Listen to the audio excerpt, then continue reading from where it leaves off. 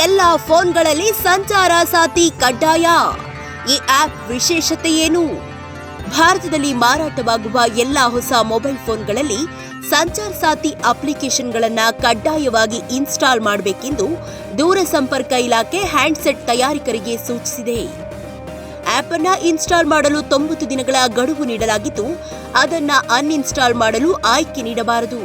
ಈಗಾಗಲೇ ಬಳಕೆಯಲ್ಲಿರುವ ಮೊಬೈಲ್ಗಳಿಗೆ software update ನೀಡುವಾಗ ಈ ಆಪ್ ಲಭ್ಯವಾಗುವಂತೆ ಮಾಡಬೇಕು ಎಂದು ಸೂಚಿಸಿದೆ.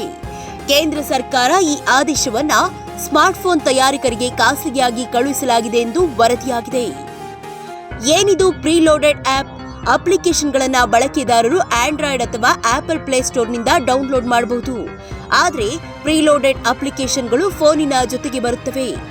ಐಫೋನ್ ಅಥವಾ ಆಂಡ್ರಾಯ್ಡ್ ಫೋನ್ ಖರೀದಿಸುವಾಗ ಆಪಲ್ ಕಂಪನಿ ಅಥವಾ ಗೂಗಲ್ ಕಂಪನಿಯ ಕೆಲವು ಅಪ್ಲಿಕೇಶನ್ಗಳು ಪ್ರೀಲೋಡೆಡ್ ಆಗಿ ಬರುತ್ತವೆ. ಇದರ ಜೊತೆ ಫೋನ್ ತಯಾರಕ ಕಂಪನಿಯ ಕೆಲ ಅಪ್ಲಿಕೇಶನ್ಗಳು ಇರುತ್ತವೆ. ಈ ಅಪ್ಲಿಕೇಶನ್ಗಳನ್ನು ಯಾವುದೇ ಕಾರಣಕ್ಕೂ ಅನ್ಇನ್ಸ್ಟಾಲ್ ಮಾಡಲು ಸಾಧ್ಯವಾಗುವುದಿಲ್ಲ. ಏನಿದು ಸಂಚಾರ್ ಸಾಥಿ ಆಪ್? ಮೇ 2023ರಲ್ಲಿ ಸಂಚಾರ್ ಸಾಥಿ ಪೋರ್ಟಲ್ ತೆರೆಯಲಾಗಿದ್ದು, ಅದರ ಮುಂದುವರಿದ ಭಾಗವಾಗಿ ಈ ಆಪ್ ಅಭಿವೃದ್ಧಿಪಡಿಸಲಾಗಿದೆ. ಈ ವರ್ಷದ ಜನವರಿಯಲ್ಲಿ ದೂರಸಂಪರ್ಕ ಇಲಾಖೆಯು ಆಂಡ್ರಾಯ್ಡ್ ಹಾಗೂ ಐಒಎಸ್ ಬಳಕೆದಾರರಿಗೆ ಈ ಆಪ್ ಅನ್ನು ಬಿಡುಗಡೆ ಮಾಡಿದೆ. ಈ ಆಪ್ ಅನ್ನು ಇನ್ಸ್ಟಾಲ್ ಮಾಡಿದ ಬಳಿಕ ಮೊಬೈಲ್ ಕಳ್ಳತನವಾದರೆ ಅಥವಾ ಕಳೆದು ಹೋದರೆ ಬ್ಲಾಕ್ ಮಾಡಬಹುದು. ಅಷ್ಟೇ ಅಲ್ಲದೆ ಈ ಫೋನ್ ದೇಶದ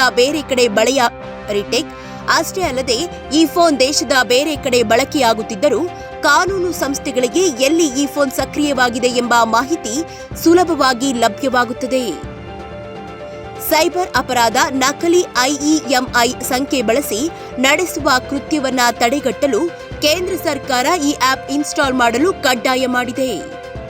ಸಂಚಾರ್ ಸಾಥಿ ವೆಬ್ಸೈಟ್ ಪ್ರಕಾರ ಇಲ್ಲಿಯವರೆಗೆ 42.14 ಲಕ್ಷಕ್ಕೂ ಹೆಚ್ಚು ಮೊಬೈಲ್ಗಳನ್ನು ನಿರ್ಬಂಧಿಸಲಾಗಿದೆ ಮತ್ತು 26.11 ಲಕ್ಷಕ್ಕೂ ಹೆಚ್ಚು ಕಳೆದು ಹೋದ ಅಥವಾ ಕದ್ದ ಮೊಬೈಲ್ ಹ್ಯಾಂಡ್ಸೆಟ್ಗಳನ್ನು ಪತ್ತೆ ಹಚ್ಚಲಾಗಿದೆ.